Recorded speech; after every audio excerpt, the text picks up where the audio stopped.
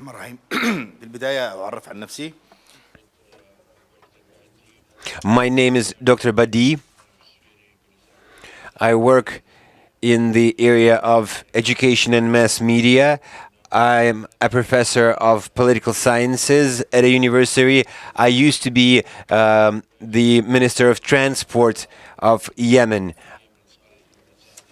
I am a member of the leadership of the Yemeni National Party. I'm thankful for the invitation extended to me to participate in this esteemed forum here. And I would like to personally thank Ambassador Popov, our esteemed chairman. We are definitely carrying out a certain humanitarian as well as political mission. We are here. We've come here to discuss our shared issues and problems, and I would like to tell you about the problems of my country, Yemen. Like many Arab countries, Yemen suffers today from Islamic extremism. The social issues and problems that we've had as a result of bad governance, of inefficient governance of our country, have led us to a situation where entire ethnic communities or social groups are now oppressed, are now being brutally oppressed by the government. As a result, this has given rise to extremist groups and movements in our country. All this affects our country in a very negative way. Sometimes these developments have catastrophic, devastating scale. I think that we should try to create the kind of a social and economic environment that would assist in mitigating the consequences of terrorist activities and operations of terrorist groups. Today, Yemen is a theater of war. War is raging in Yemen. Many of us still remember the war of 1987 and the military operations against the southern part of the country, when tens of thousands of people were displaced, arbitrarily displaced in southern Yemen.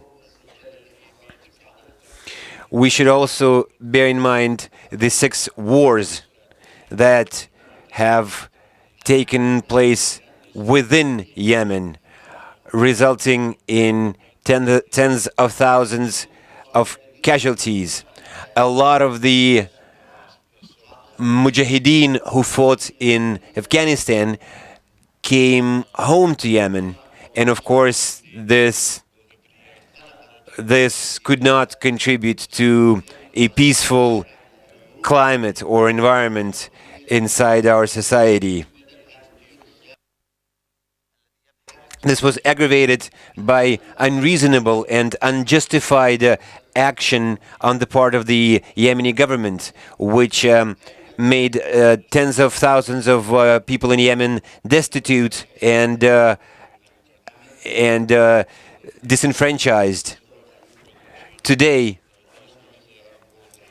you will hardly find a single young person in Yemen who would not be trying to get decent education and a decent job.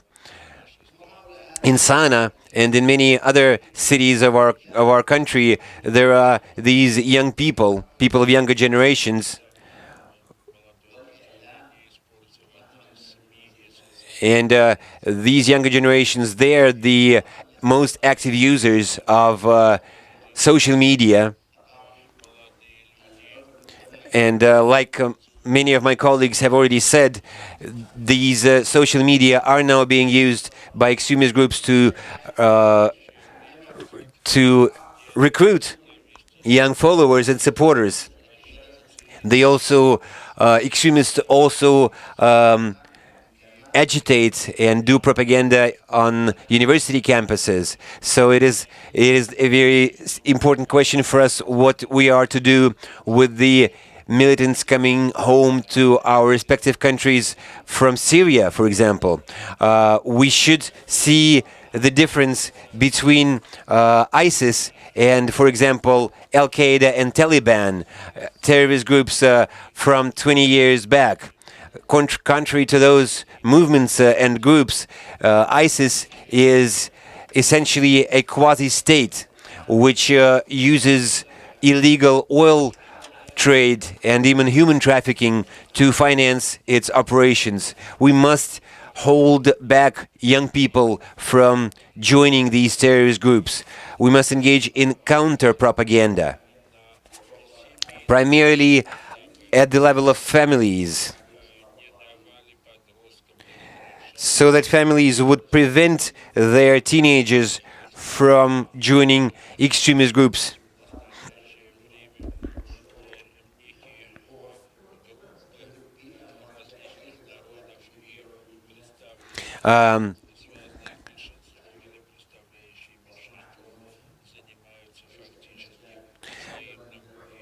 Today, groups that really account for minorities, they are now engaged in mutual destruction, in a mutual war of destruction.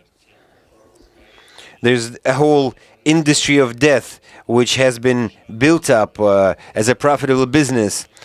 It is very understandable that Russia has gotten involved in the war in Syria by performing a pinpoint, a high-precision aerial campaign. We hope that this will contribute to restoring peace in that country.